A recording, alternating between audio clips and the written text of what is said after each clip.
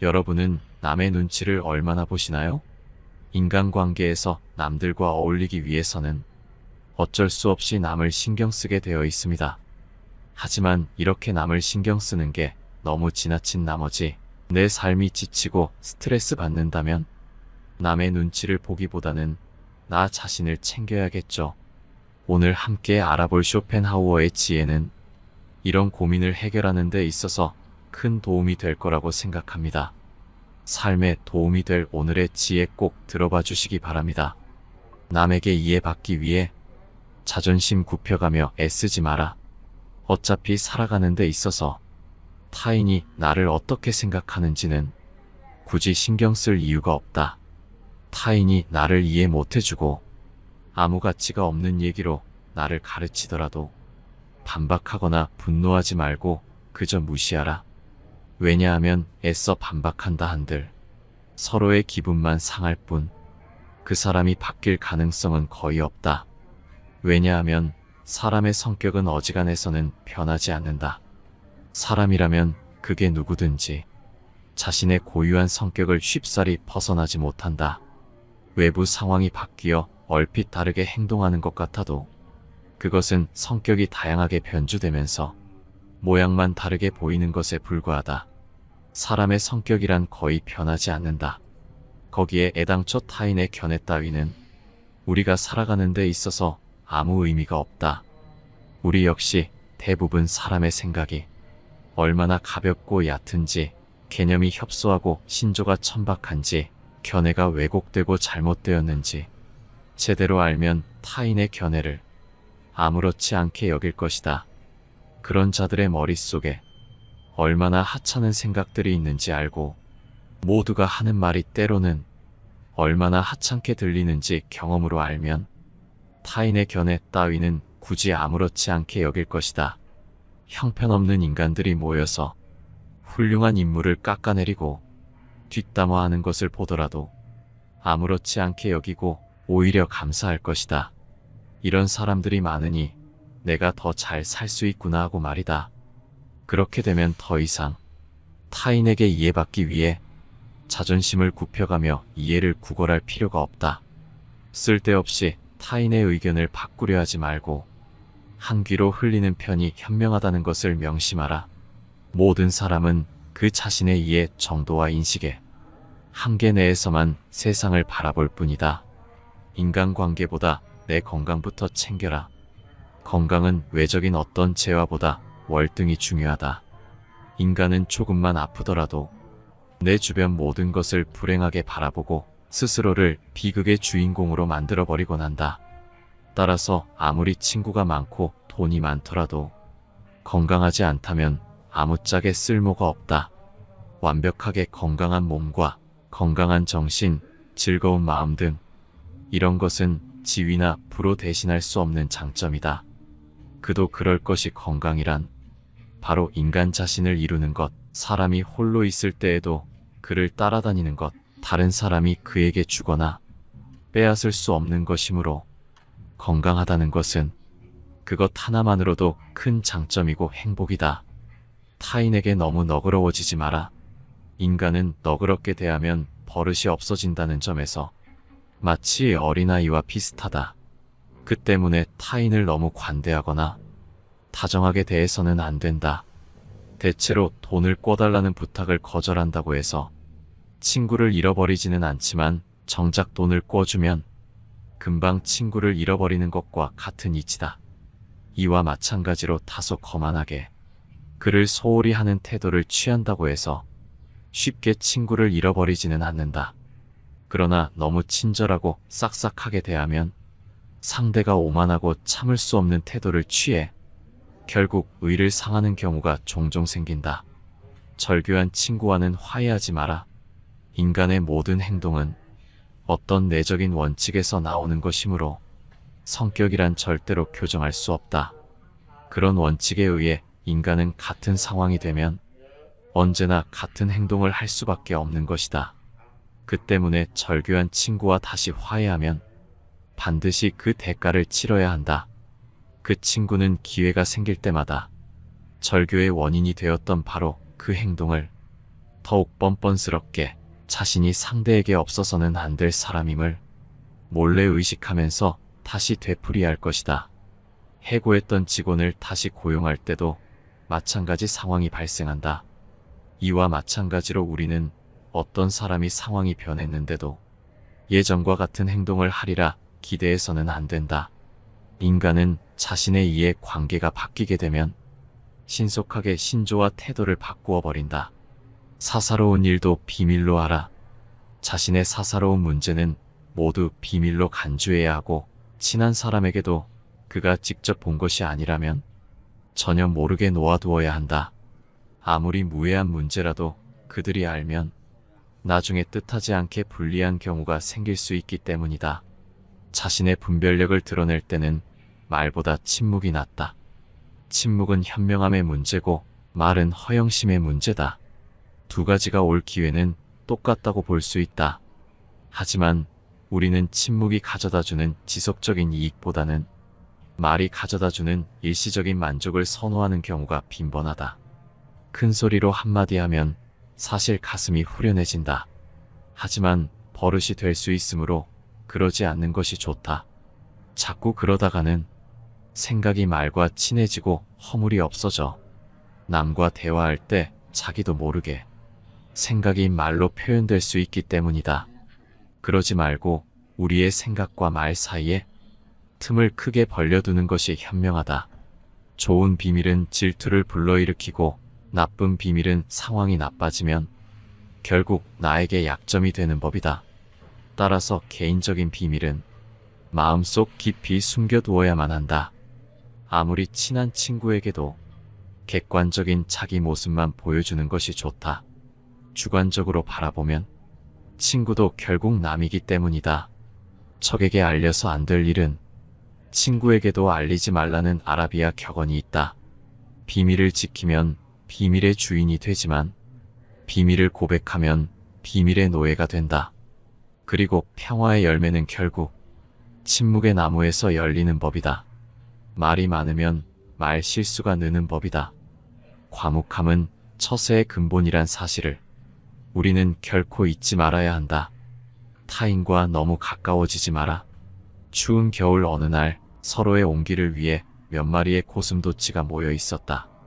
하지만 고슴도치들이 모일수록 그들의 바늘이 서로를 찌르기 시작하였고 그들은 떨어질 필요가 있었다.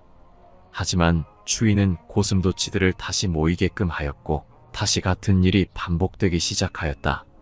많은 수의 모임과 헤어짐을 반복한 고슴도치들은 다른 고슴도치와 최소한의 간격을 두는 것이 생존을 위한 최고의 수단이라는 것을 발견하였다. 이와 같이 인간 사회의 필요로 인하여 인간이라는 고슴도치들이 모이게 되었지만 그들은 인간의 가시투성이의 본성으로 서로를 상처 입힐 뿐이었다.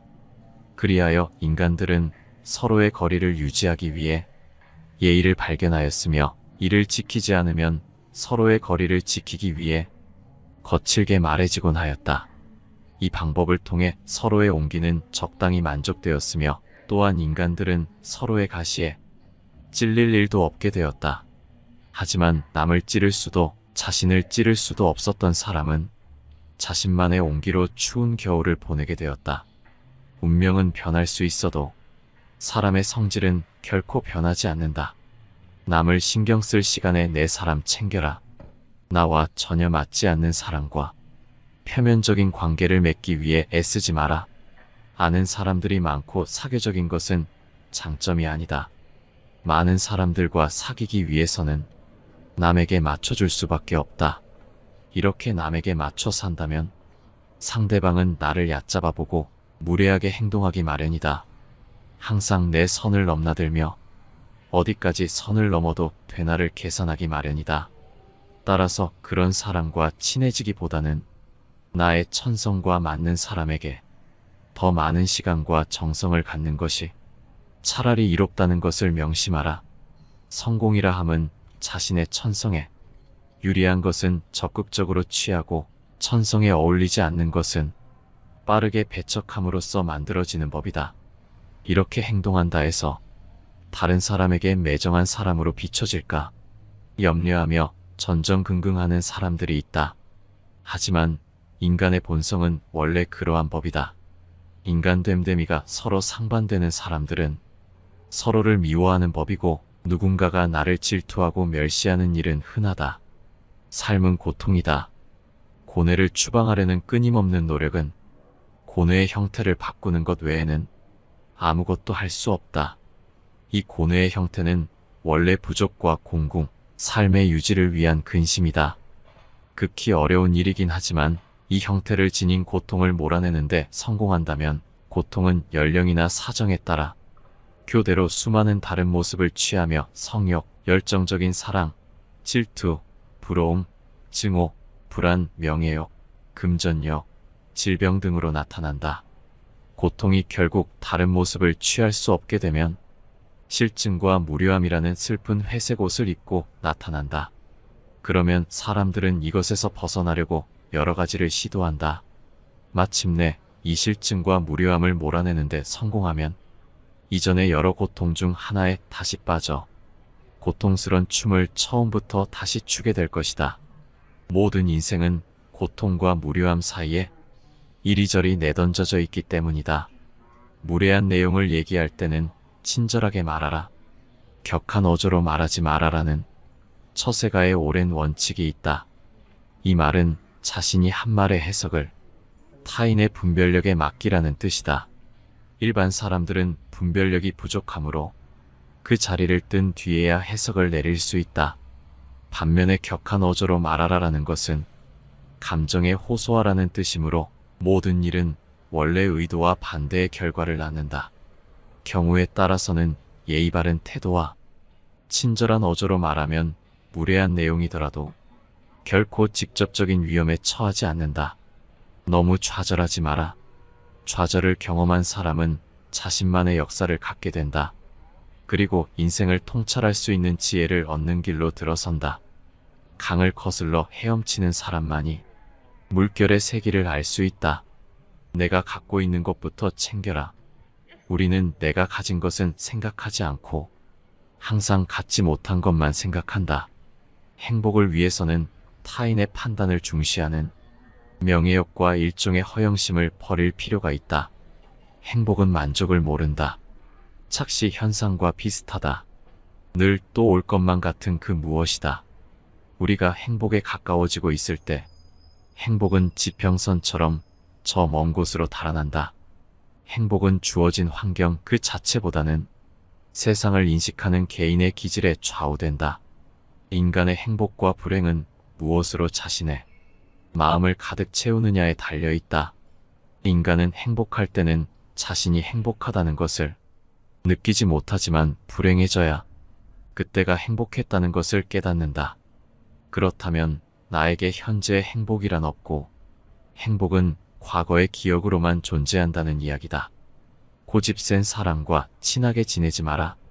세상을 살아가다 보면 자기 주관이 뚜렷한 사람이 있고 고집이 센 사람이 있다. 자기 주관과 고집을 구분하는 방법은 그 사람의 버릇을 보면 된다. 고집이란 놈은 제 멋대로 하려고 하는 버릇없는 놈이고 힘이 무척 센 놈이다. 고집이란 그놈을 사람이 데리고 사는 것이 아니고 저놈이 사람을 붙들고 놓아주지 않는다. 고집이 센 사람들은 항상 자기 말만 한다. 그 사람을 친구라 생각하지만 그는 그저 당신을 이용하고 있을 수도 있다. 자신의 감정을 소모하는 수단으로 말이다. 사람에게 하나의 입과 두 개의 귀가 있는 것은 말하기보다 듣기를 두 배로 하라는 뜻이다. 이 간단한 이치를 모르고 사람을 만났을 때 자기 말만 하고 남의 얘기를 듣지 않으며 자기 말만 옳다고 고집 부리는 사람이 있다면 굳이 애써서 논쟁하지 마라. 이런 사람은 그저 피하는 것이 이롭다. 자기 자신에 대해 웃을 수 있는 사람은 결코 남의 웃음을 사지 않는다. 자기 자신에 대해 웃을 수 있다는 것은 스스로를 객관화할 수 있다는 것이다. 말하자면 자신을 외부로부터 냉정한 눈길로 살필 수 있는 것이다. 즉, 자기 자신이 우스꽝스럽다는 것을 스스로가 잘 알고 있는 셈이 된다. 자기 중심적인 사람은 자기 자신을 남과 같이 냉정한 입장에서 바라보지를 못한다. 밖을 보는 눈은 있어도 안을 볼 수 있는 눈은 없는 것이다. 이런 사람은 남을 보고는 웃어도 남이 자기를 보고 웃으면 화를 낸다. 자기의 어디가 우스운지를 모른다. 자신의 우스꽝스러운 점을 아는 사람은 그것을 고칠 수 있고 또한 남에게 웃음을 사더라도 너그럽게 받아들인다. 행복한지 알고 싶다면 슬픈지 물어봐라. 어떤 사람이 얼마나 행복한지 대충 알아보려면 그가 어떤 일에 즐거워하는지가 아니라 어떤 일에 슬퍼하는지 물어보아야 한다. 그 자체로 볼 때 사소한 일에 슬퍼할수록 더욱 행복하다고 할 수 있다.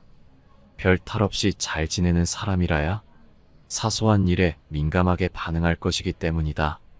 다시 말해, 우리가 정말로 불행한 상태에 빠지면 그런 사소한 것을 전혀 느끼지 못한다. 나이 들수록 안정이 필요하다. 인생의 전반기를 지배하는 성격이 행복에 대한 충족되지 않은 동경이라면 후반기를 지배하는 성격은 불행에 대한 우려다. 인생의 후반기가 되면 온갖 행복이란 그저 환영과 같은 반면 고뇌는 현실적이라는 인식이 다소나마 분명하게 드러난다. 그 때문에 그쯤 되면 적어도 이성적인 성격을 지닌 사람이라면 향락보다는 고통이 없고 확실한 상태를 추구한다. 나는 청년 시절에 초인종이 울리면 무슨 좋은 일이 있으려나? 하고 기뻐했지만 훗날 나이가 들어서는 대문에서 초인종 소리가 울리면 오히려 무슨 귀찮은 일이 있으려나? 하고 두려움 비슷한 감정을 느꼈다. 남의 시선은 과감히 무시하라. 모든 고뇌와 번민, 불안과 초조의 90%는 다른 사람이 나를 어떻게 생각할까 하는 걱정에서 비롯한다. 이런 걱정으로 삶을 낭비하기보다는 자신을 더욱 좋은 사람으로 가꾸어 나가는데 더욱 더 시간을 기울여야 한다. 대부분의 사람들은 남들에게 칭찬을 받으면 그것이 비록 사탕발림이라는 걸 뻔히 알면서도 흐뭇해한다. 인간의 이런 특성은 이해하기 어려울 만큼 어리석고 무의미하다. 친구에게 너무 자랑하지 마라. 우리는 가장 친한 친구의 불행에 일종의 고소한 기쁨도 함께 느낀다. 사실 우리를 기쁘게 하는 일 중 하나는 최근 겪고 있는 친구의 불행과 슬픔에 관해 듣는 일이다. 이것이 인간이 지닌 특성이자 본성이다. 따라서 자기 자랑을 크게 하는 일처럼 어리석은 행동은 없다. 남의 자랑거리를 보고 대다수 사람들이 칭찬과 격려를 할 것 같지만 속으로는 시기와 질투심에 사로잡힌다. 특히 똑같은 일로 경쟁 관계에 있는 사람들에게는 증오나 원한을 사기 쉽다. 남에게 자랑하는 순간 공격 대상이 된다. 이 사실을 잊어서는 안 된다. 따라서 자신의 안전을 위해서는 자랑할 것은 애써 감춰야 한다.